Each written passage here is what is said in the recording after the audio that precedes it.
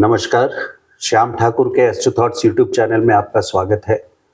इस वीडियो में मैंने टॉपिक लिया है कि क्या आप अपने जीवन काल में अमीर बन सकते हैं, रिच बन सकते हैं, धनवान बन सकते हैं या नहीं।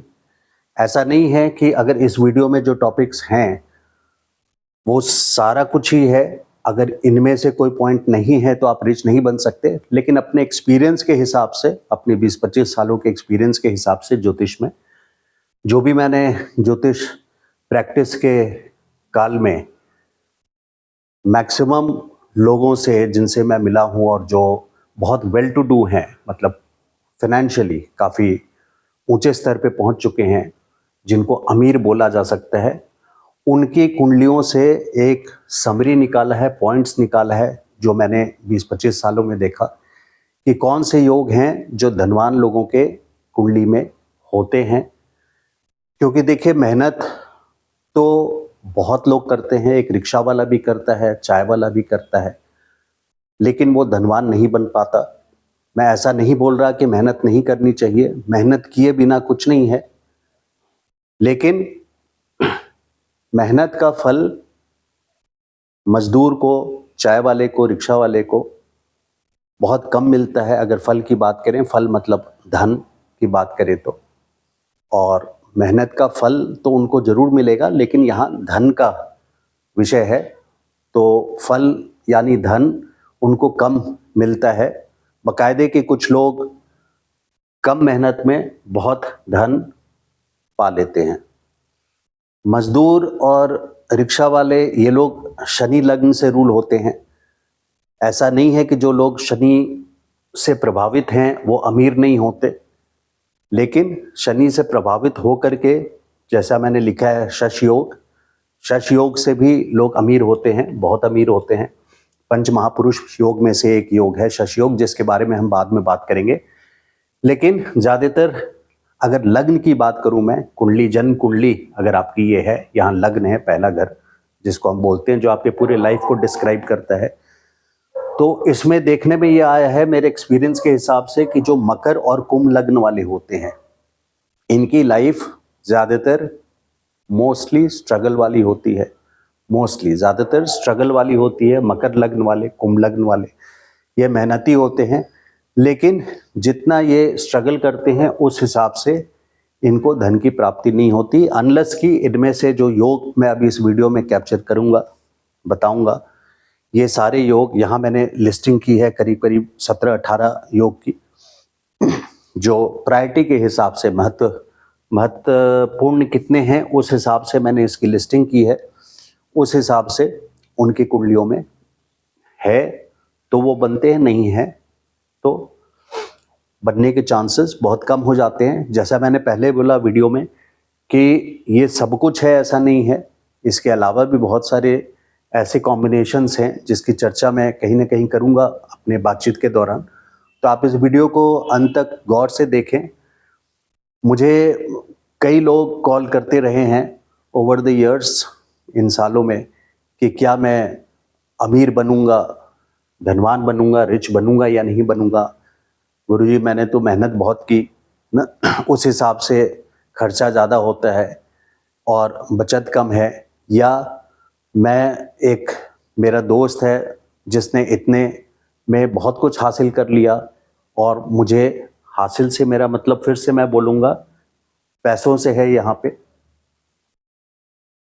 रिच, धनवान से है यहाँ पे, तो एक अच्छे स्टेटस पे फाइनेंशियली पहुंच गए हैं, लेकिन मैं नहीं पहुंच पाया।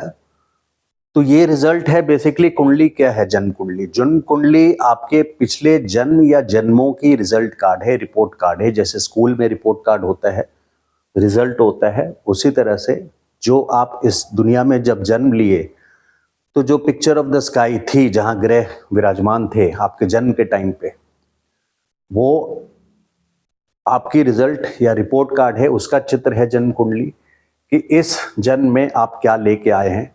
बहुत सारे संचित कर्म होते हैं और कई तरह के कर्म ज्योतिष में पढ़ाए जाते हैं, जिसमें कई ऐसे कर्म होते हैं जो इस जन्म में फलित नहीं होंगे, आगे कई जन्मों में उनका फल मिलता है।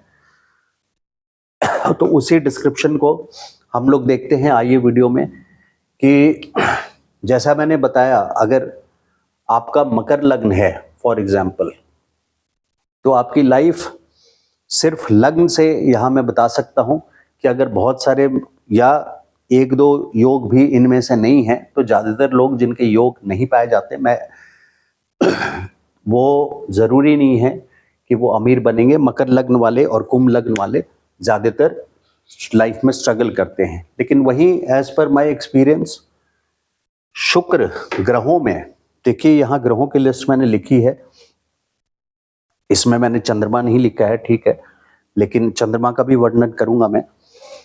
ग्रहों में सुख, सुविधा, आराम, ऐश्वर्य, ये सब देने वाले प्रधान, जो कलयुग के हिसाब से प्रधान ग्रह मैं बात कर रहा हूँ, वैसे बृहस्पति बोलना चाहिए, लेकिन यहाँ पर इस वीडियो में मैं इसको स्पष्ट कर रहा हूँ कि कलयुग में हम सुख, सुविधा, आराम, धन, संपत्ति जिसको बोलते हैं, उसके लिए सबसे प्रधान ग्रह हैं, वो हैं शुक्र, वीनस। वीनस लग्न वाले भी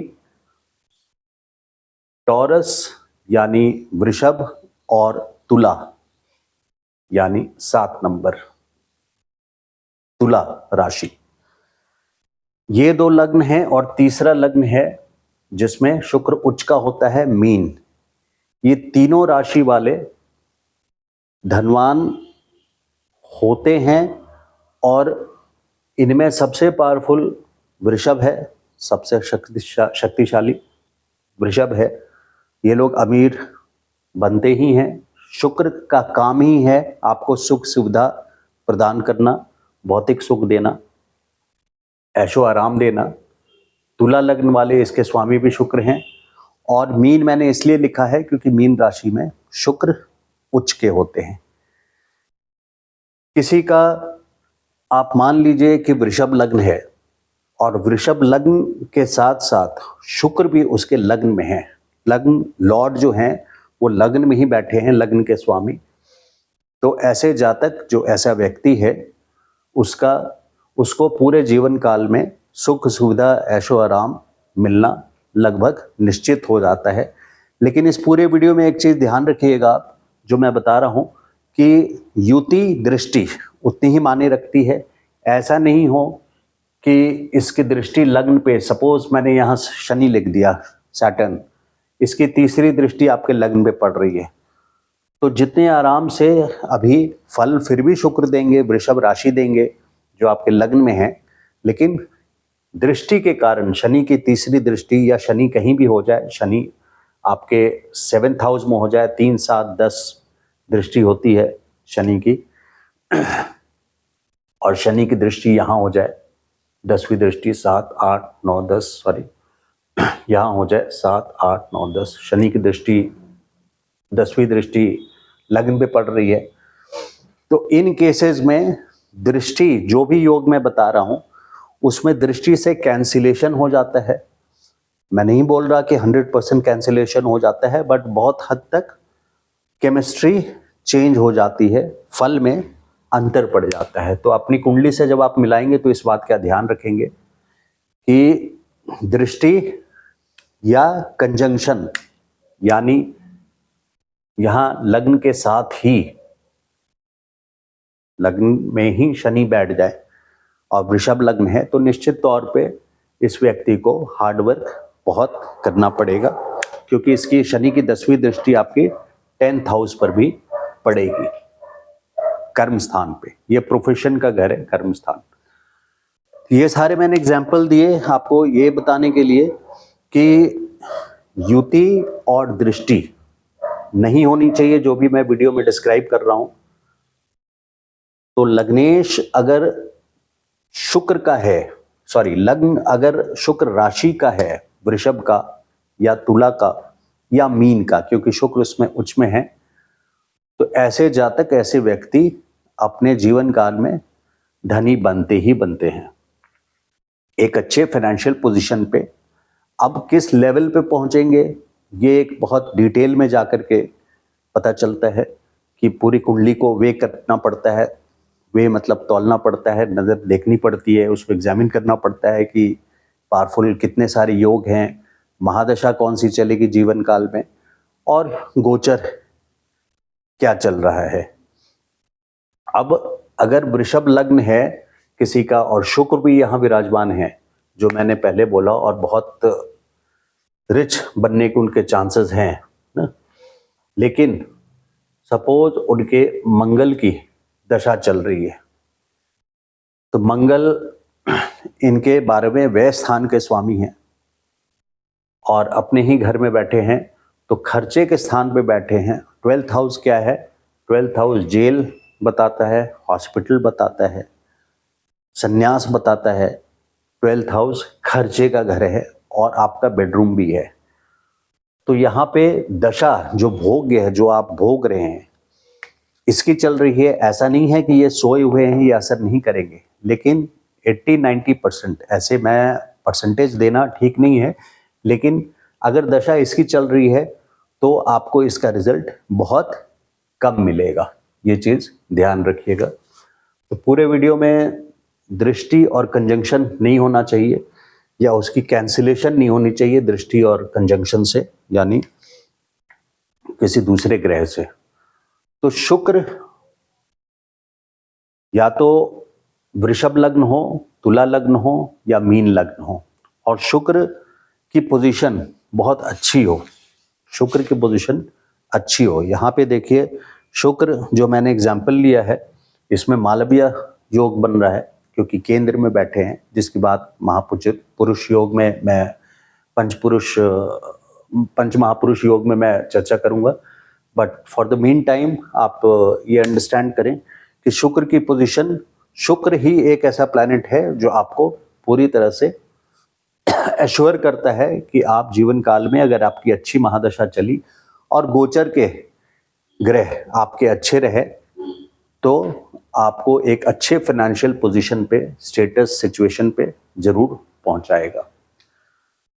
ये पहली संभावना, पहले चांस ये है, नॉट संभावना बट पहला क्लू ये है कि धन मिलने के चांसेस किन किन 12 लग्नों में, मैंने 3 लग्न ऐसे निकाल लिए जो अमीर होते हैं ज़्यादातर, ये देखी हुई बात है। दूसरा, जिसका लग्नेश, अब मैं यहाँ कुंभ लग्न ले लेता हूँ। कुंभ लग्न का स्वामी शनि 2nd हाउस में आ गया या 11th हाउस में आ गया, लग्न से 2nd हाउस या 11th हाउस, 11वां स्थान, धन स्थान, लाभ स्थान। देखिए ये जो आपका घर है, ये आपके incoming cash flow, liquid income जिसको बोलते हैं, या आपका सेविंग्स अकाउंट, या यूं समझिए कि आपके व्यापार से प्रॉफिट होने वाला जो पैसा है ना, वो दर्शाता है। और 11वां स्थान जो है, क्योंकि इसमें काफ़ी लोग अपने अपने मत रखते हैं, तो जो मेरा मत है और जो किताबों में भी लिखा है, जो मैंने ओवर द इयर्स प्रैक्टिस से देखा है, और 11वां स्थान आपका फिक्स डिपॉजिट है, जहां आपने सेविंग्स अकाउंट से एफडी कर दी, तो वो ये 11th हाउस दर्शाता है। तो उस पर हम नहीं जाते हैं। लग्नेश जब 2nd हाउस में चले गए तो उनका संबंध, लग्नेश, लग्न क्या है? आपके पूरे लाइफ का डायरेक्शन बताता है। लग्नेश को मैं कई बार बोलता हूँ कि वो आपके जैसे हार्ट का ईसीजी मार्कर लिया जाता है, तो पूरे लाइफ को समझने के लिए लग्नेश को समझना, लग्न को और लग्नेश को समझना बहुत इंपॉर्टेंट हो जाता है। तो 2nd हाउस में लग्नेश सीधा धन से, पैसे से, वेल्थ से संबंध रखता है, और 11th हाउस में भी यही रूल है कि अगर लग्नेश आपके 11th हाउस में चले गए तो ये सीधा संबंध आपके इस पूरे लाइफ टाइम में आप वेल्थ क्रिएट करने में या बनाने में या पैसा जमा करने में सक्सेसफुल रहेंगे। तीसरी थ्योरी ये है कि केतु अगर लग्नेश के साथ आ जाएं या 11th हाउस में लग्नेश के साथ आ जाए, चाहे ग्रह कोई भी हो, जो लग्नेश है, चाहे मैं यहाँ पे बृहस्पति ले लेता हूँ क्योंकि एग्जाम्पल चेंज होता रहना चाहिए, कोई फिक्स रूल नहीं है। सपोज लग्नेश आपका बृहस्पति हो गया, तो बृहस्पति आपका सेकंड हाउस में हो या 11th हाउस में हो। जुपिटर अपने आप में स्वयं फाइनेंस रूल करते हैं, बट जुपिटर नॉलेज भी रूल करते हैं। सन्यासी का वेल्थ क्या है, पंडित का वेल्थ क्या है, नॉलेज ना। और जो आम लोग हैं, जो जनरल पब्लिक है, उनके लिए वेल्थ इज मनी। ऐसा नहीं होता कि ओब्लिक है, ब्लैक एंड व्हाइट, या तो ये या तो वो, दोनों हो सकता है। इसलिए जुपिटर फाइनेंस के कारक हैं। हम लोग गोचर में देखते हैं, जब भी आपके फाइनेंस की पोजीशन, या गोचर में क्यों जन्म कुंडली में भी देखते हैं, तो जुपिटर बृहस्पति जब आपके सेकंड हाउस में आ गए लग्नेश होकर के, या लग्नेश होकर के 11th हाउस में आ गए, तो ये तीसरा रूल है कि ऐसे जातक व्यक्ति अपने जीवन काल में, लाइफ टाइम में काफ़ी रिच होते हैं। खास करके सपोज जुपिटर की महादशा, जैसे महादशा अगर चल गई बृहस्पति की। केतु क्या है, मैंने केतु को यहाँ क्यों जोड़ा, क्योंकि केतु अपने आप में मंदिर का झंडा है, ये एक ऊंचाई तक ले जाता है। केतु अगर 10th हाउस में भी केतु किसी का है, ये प्रोफेशन से बता रहा हूँ, तो ऐसे कई लोग हैं जिनकी कुंडली आप देखेंगे, जिनके गाड़ी पे झंडा लगा होता है, एक प्रॉपर स्टेटस पे पहुंचते हैं, तो वो झंडा देने का काम केतु का है, जैसे मंदिर का झंडा है। बट इसको पाने के लिए, झंडे तक पहुंचने के लिए, केतु का जो रास्ता है वो बहुत स्ट्रगल का है। आपकी बिल्कुल नस वहां दबाएंगे केतु जहां आपको पीड़ा होती है। तो बट ये एक स्ट्रगल या एक लाइफ में मेहनत करने से आपको उस झंडे के लेवल तक पहुंचा देते हैं। तो लग्नेश सेकंड हाउस में या 11th हाउस में केतु के साथ, यहाँ राहु के साथ कंफ्यूज आप मत करना, क्योंकि राहु के साथ अगर सेकंड या 11th लग्नेश आ गए तो पहली बात तो ऐसा व्यक्ति फ्रॉड होगा, जो मैं बोलता हूँ, फर्जी 2 नंबर का आदमी होगा। लग्न में भी अगर राहु बैठ जाए किसी का, तो ऐसे व्यक्ति पे आप कभी भरोसा मत करना, विश्वास मत करना, क्योंकि राहु का रूल है साम दाम दंड भेद, कुछ भी करके, इसकी कोई नीति नहीं है, कोई रूल लॉ नहीं है। अनएथिकल तरीके से भी, अधार्मिक तरीके से भी, अधर्म करके भी ये अपने अधिकार को छीन के लेने में विश्वास रखते हैं राहु। तो राहु अगर आ गए तो यहाँ पे बृहस्पति को कमजोर कर जाएंगे, या कोई भी ग्रह हो जो लग्नेश है उसको भ्रमित कर देंगे, वो जातक भ्रमित हो जाएगा, और उसके अलावा वो उस ग्रह को खा जाते हैं या निगल जाते हैं। आप इसको ऐसे समझिए। अब चौथा रूल जो है वो है उच्च और स्वगृही ग्रह इन सेकंड हाउस या 11th हाउस, उच्च या स्वगृही। अब देखिए, सपोज यहाँ पर ये कुंभ लग्न वाले हैं कुंडली, मैंने एग्जाम्पल यहाँ चेंज कर दिया। मीन राशि में स्वगृही हैं बृहस्पति,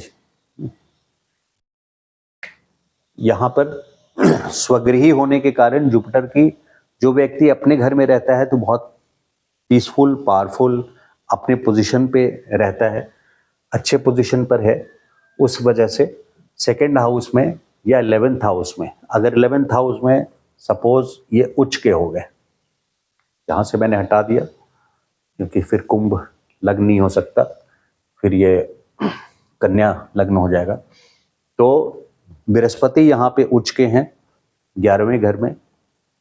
उच्च के होने से या स्वगृही होने से, जो मैंने पहले बताया था, अपनी ही राशि में होने से ग्रह सेकंड हाउस या 11th हाउस में पावरफुल हो जाते हैं। ऐसे पोजीशन में भी अगर इसकी दशा चल जाए और ना भी चले दशा, तो भी गोचर में वो फल देते ही देते हैं। ऐसा नहीं है कि गोचर फल नहीं देता, गोचर 100% फल देता है। और उच्च ग्रह सेकंड या 11th हाउस में आपको बहुत अच्छे रिजल्ट दे के जाएंगे। धनेश लाभेश का 2-11 सेकंड हाउस और 11th का परिवर्तन, सपोज कन्या लग्न है और चंद्रमा 11th लॉर्ड 11वें स्थान का स्वामी सेकंड हाउस में आ गया और सेकंड हाउस का लॉर्ड 11th हाउस में आ गए, तो इस सिचुएशन में भी ये देखें कि इस दोनों का संबंध परिवर्तन हो गया। ऐसे सिचुएशन में भी धन की प्राप्ति बहुत होती है और ऐसे लोग रिच बनते हैं।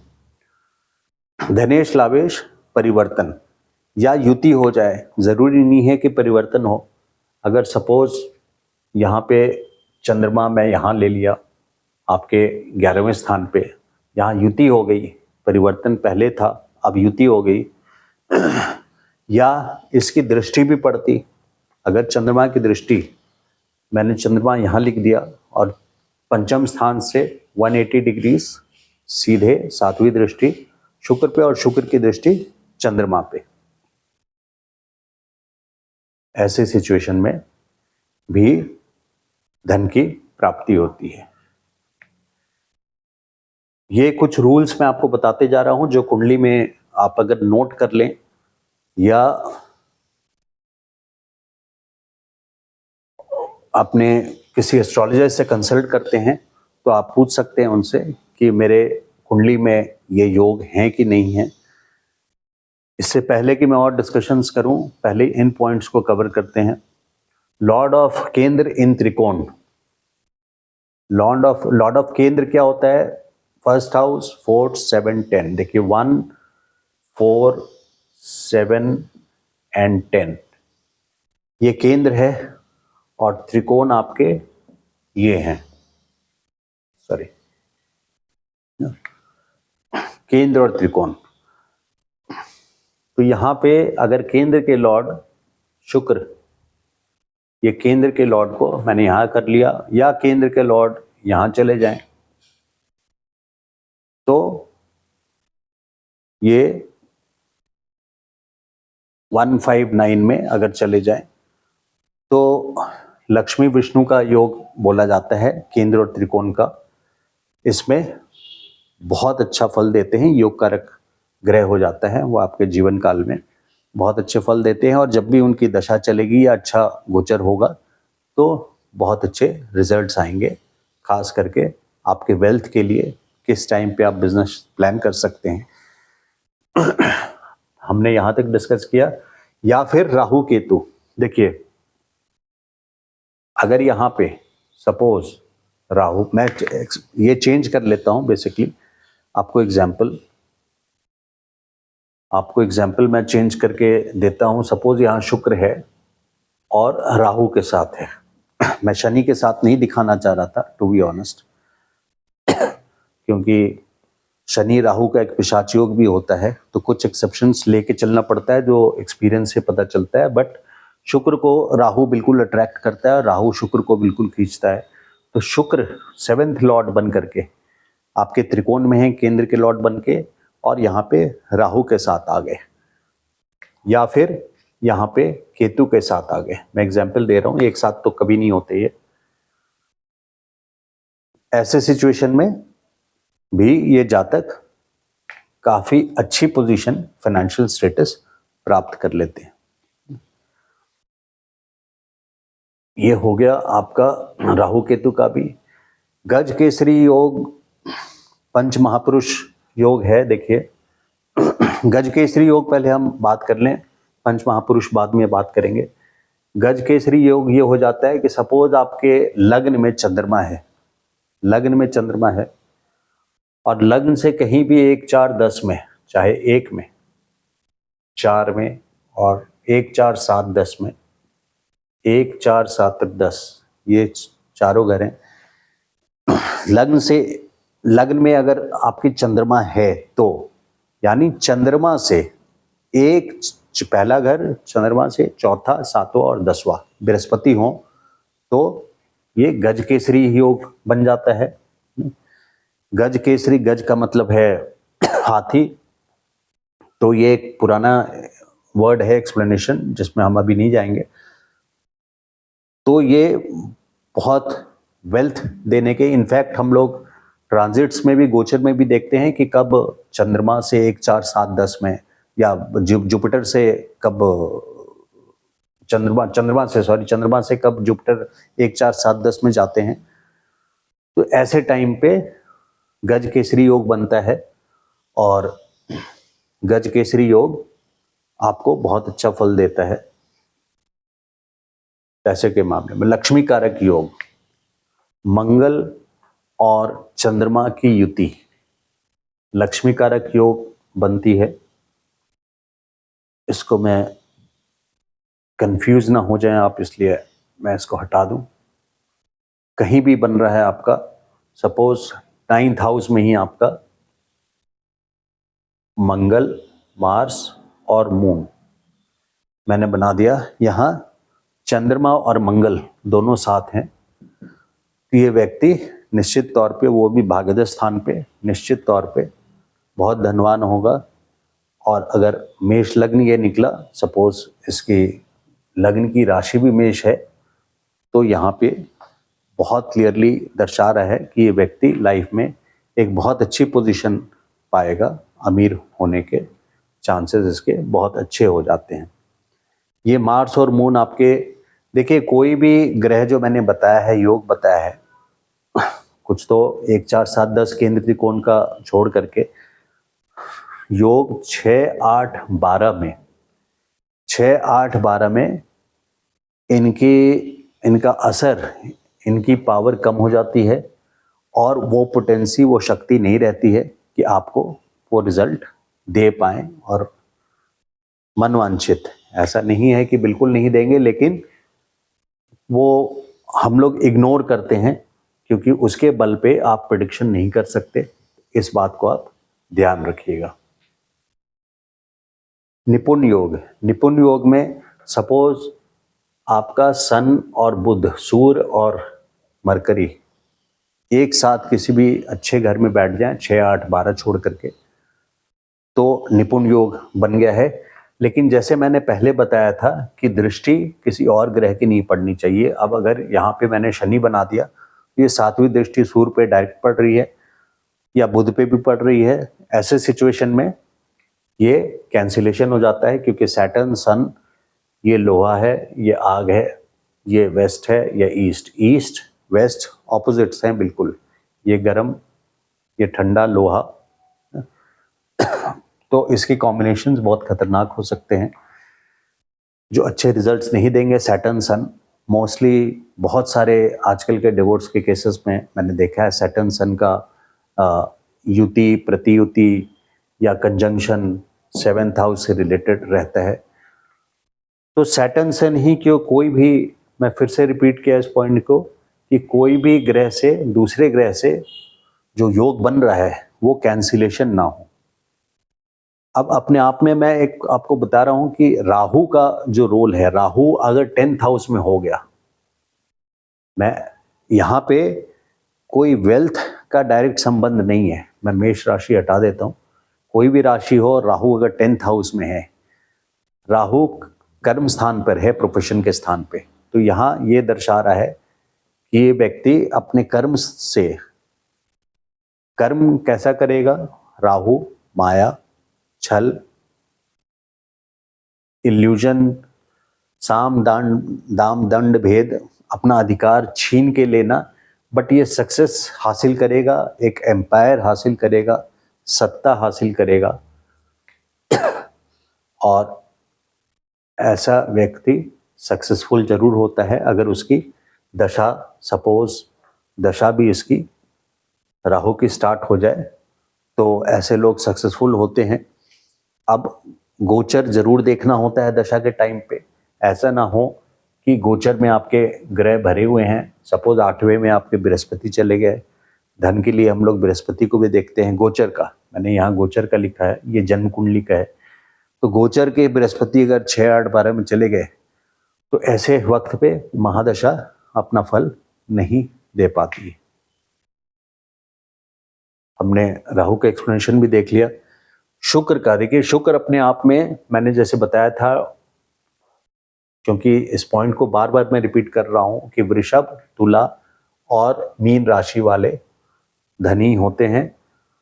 शुक्र का इसलिए वर्णन है, अगर शुक्र सपोज आपके 12th हाउस में चला जाए, 12वां स्थान पे, यहाँ पे शुक्र, क्योंकि ऐशो आराम सुख सुविधा देने में शुक्र माहिर हैं, तो अगर शुक्र आपके 12th हाउस में चले गए 12वां स्थान पे, तो यहाँ पे शुक्र बहुत अच्छा रिजल्ट देते हैं।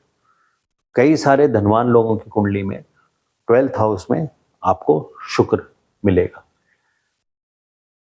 इसके अलावा अभी तक हमने 11 पॉइंट डिस्कस किया।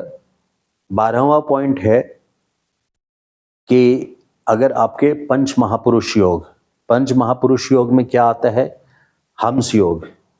देखिए हंस योग में अगर केंद्र में, इसको केंद्र और त्रिकोण दोनों माना जाता है, 1 4 7 10 जो मैंने बोला, ये और ये घर, इसमें अगर स्वयं राशि में, अपनी ही राशि में बृहस्पति हो या उच्च के हों, बृहस्पति उच्च के कहाँ होते हैं? कैंसर में। सपोज कैंसर में, सॉरी जुपिटर अगर कैंसर में हैं 10th हाउस पे, तो ये केंद्र में हो गए और उच्च के हो गए। या बृहस्पति अगर स्वयं राशि में भी हो, अगर यहाँ पे धनु राशि में आ गए बृहस्पति, तो बृहस्पति काफ़ी स्ट्रांग पोजीशन पे आ गए और ये निश्चित तौर पे बहुत अच्छी पोजीशन हो जाती है धन प्राप्ति के लिए। लेकिन यहाँ पर एक केयरफुल रहने वाली बात ये है, जो मैंने वीडियो के शुरू में बोला था, कि धन के अलावा बृहस्पति नॉलेज भी रूल करता है और बृहस्पति एडवाइजरी लाइन में ले जाता है। टीचिंग, प्रोफेसर, कंसल्टेंसी, बड़े बड़े फैक्ट्रीज के कंसल्टेंट होना या कंपनीज के कंसल्टेंट होना, इस तरह के एडवाइजरी रोल में भी ले जा सकता है, टीचिंग जॉब में भी ले जा सकता है। तो इसका आपको ध्यान रखना होगा। तो धनु राशि, मीन राशि और कैंसर, ये तीनों राशि में बृहस्पति अगर केंद्र में हो तो हंस योग बनता है, जो कि स्पिरिचुअलिटी के हिसाब से भी ऐसा व्यक्ति स्पिरिचुअली इंक्लाइंड होगा, सत्कर्म करेगा। शश योग शनि से बनता है। अगर स्वयं राशि में 1 4 7 10, जिसमें टिक लगा हुआ है 1 4 7 10, अगर ये केंद्र के घर हैं जिनमें मैंने टिक लगाया, अगर केंद्र के घर में शनि आ जाए किसी भी घर में, या इसको मैं 10 कर देता और यहाँ 11 कर देता, आपको एग्जाम्पल समझने में आसान होगा। यहाँ केंद्र में स्वयं राशि में है, तो स्वयं राशि में केंद्र में 1 4 7 10 में शनि शश योग बनाते हैं और धन को अर्जित करने में आपके लिए बहुत अच्छा रिजल्ट देते हैं। इसके अलावा अगर उच्च होते हैं तुला में, तो यहाँ भी शश योग बन रहा है केंद्र में। शनि देखिए, शनि से बहुत लोग घबराते हैं। शनि के ऊपर मैं बताऊं, शनि, बहुत सारी बुक्स भी ऐसी लिखी हुई हैं कि शनि इज अ फ्रेंड और अ फो, मतलब दोस्त है या दुश्मन है। शनि को मेलेफिक भी बोला गया है। मैं इन सब में नहीं पढ़ रहा, बट शनि को जो मैं मानता हूँ, जो मेरा एक्सपीरियंस है, ये सिर्फ ऑडिटर है ना। ये एक पुलिसमैन है भगवान का, ऑडिटर है। जैसे हमारे इंडिया में controller auditor general of India, या कंपनीज में जो ऑडिटर आते हैं आपके बैलेंस शीट को ऑडिट करने के लिए, वो आपके कर्मों का ही फल देते हैं। शनि अपने आप में बुरे नहीं है, जैसे कर्म आपने किए हैं वैसे वो जब गोचर में घूमते हुए आएंगे तो वैसा ही रिजल्ट देंगे। इसलिए शनि से घबराने की जरूरत नहीं होती है। रोचक योग मंगल से बनता है। मंगल आपका अगर मेष राशि है और मंगल यहाँ है, या आपका वृश्चिक है लग्न और मंगल लग्न में ही है। देखिए लग्न में मंगल मतलब बहुत कमांडिंग पोजीशन पे अपनी राशि में स्ट्रांग है, तो रोचक योग बन रहा है। ऐसे व्यक्ति बहुत कमांडिंग पोजीशन पे रहेगा। ये लोग बहुत, अगर फिजिकल अपीयरेंस भी देखें तो दे आर स्ट्रांग बिल्ट ना, इनका शरीर स्ट्रांग होता है, और काफ़ी फास्ट चलते हैं, स्पोर्ट्स में काफ़ी एक्टिव रहते हैं। बहुत सारे स्पोर्ट्समैन के कुंडली में, क्रिकेटर्स हों या किसी भी स्पोर्ट्स में हों, उनकी कुंडली में मंगल प्रधान रहता है स्पोर्ट्समैन के कुंडलियों में। मंगल अगर यहाँ आ गया फॉर एग्जांपल, तो रियल स्टेट वाले होते हैं, ये एक अच्छा कमांडिंग पोजीशन पे, एक सत्ता या एक पोजीशन पे ला करके व्यक्ति को खड़ा कर देता है। यहाँ पे अगर मंगल रहा तो इसके 100% रियल स्टेट से रिलेटेड इसको बहुत फायदा होगा, जमीन जायदाद से। अगर कर्म स्थान पर वृश्चिक है या मेष है तो भी मंगल रियल स्टेट से रिलेटेड काम करा सकता है, कराता है। मालवीय योग, देखिए जो टॉपिक है इस वीडियो का, उसमें सबसे इम्पोर्टेंट है शुक्र, क्योंकि शुक्र एक ऐसा ग्रह है जो आपको सुख, सुविधा, आराम सब देता है। तो अगर शुक्र स्वय राशि हो, सपोज आपका वृषभ लग्न है, वीडियो के शुरू में ही बताया, या तुला लग्न है, तो मालवीय योग बन जाता है। अगर आपका मीन राशि हो गया और शुक्र यहाँ पे डाल दिया आपके चौथे घर में। चौथा घर क्या होता है, टॉपिक से अलग मैं बता रहा हूँ आपको। आपका ओल्ड एज होता है, इसको मैं चेयर ऑफ प्रोफेशन भी बोलते हैं। चेयर ऑफ प्रोफेशन इसलिए कि this is the chair and this is the table, ये कर्म स्थान है। तो कई किताबों में इसको चेयर ऑफ प्रोफेशन भी बोला जाता है। बेसिकली पढ़ाई में ये 10+2 तक देखा जाता है। तो चेयर ऑफ प्रोफेशन हो गया आपकी फिक्स्ड जमीन जायदाद, जो फिक्स प्रॉपर्टी है, उसके लिए देखा जाता है, मदर के लिए देखा जाता है। तो अगर मदर के लिए देखा गया और मीन राशि यहाँ आ गई, तो शुक्र इसमें है। एक तो मीन राशि अपने आप में, मीन राशि और शुक्र, पहले मैं इसको कंप्लीट कर लूँ। शुक्र होने से, मीन राशि होने से इनकी मदर का अपीयरेंस काफ़ी सुंदर होगा, काफ़ी ब्यूटीफुल लेडी होंगी। और अगर मीन राशि, मीन लग्न वाले होते हैं, ये टॉपिक से अलग कई बातें हैं जो मेरे मुंह से निकल जाता है, बिकॉज आई वांट कि मैं आप लोगों से शेयर कर लूँ। तो मीन लग्न वाले मछली के आकार के होते हैं, इनके कमर का हिस्सा थोड़ा चौड़ा होता है। इन बातों का, अगर मीन आपके धन यहाँ सेकंड हाउस में आ गया, तो ऐसे व्यक्ति के 2 सोर्स ऑफ पैसे आने का 2 सोर्स बन जाता है। 2 तरीके से इनके पैसे आते हैं, 2 रास्ते से। तरीके से मतलब 2 रास्ते से। मालवीय योग हमने डिस्कस कर लिया। भद्र योग, भद्र योग बुध से बनता है केंद्र में। ये केंद्र के घर हैं 1, 4, 7, 10। केंद्र के घर में अगर मरकरी सपोज वर्गों में है, यहाँ उच्च के भी होते हैं, खास करके 15 डिग्री पे। तो अगर बुध भद्र योग यहाँ बना रहे हैं केंद्र में, स्वय राशि में हो, स्वय राशि ले लिया, या उच्च के भी हों, तो मिथुन और वर्गो कन्या, इन दोनों में धन अर्जन करने में इनका विशेष योगदान रहता है। ये 5 पंच महापुरुष योग।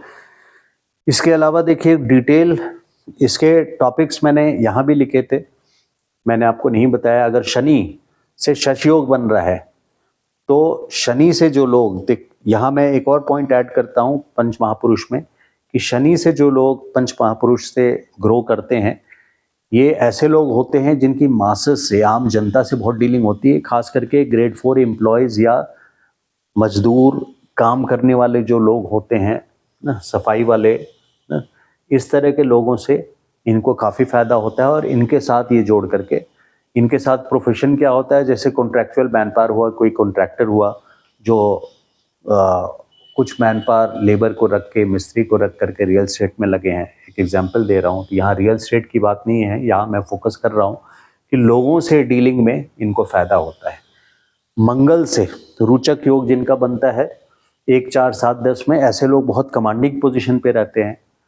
शुक्र से जिनका बनता है, ये किसी भी फैशन इंडस्ट्री, ये आर्टिस्ट होते हैं, एक्टर हो सकते हैं, मेल हो या फीमेल, फैशन इंडस्ट्री से, स्टाइल इंडस्ट्री से ना, या इस तरह के इंडस्ट्री से इनको बेनिफिट होता है। ये लोग जनरली आर्टिस्ट होते हैं, सुख सुविधा आराम इनको बहुत मिलता है।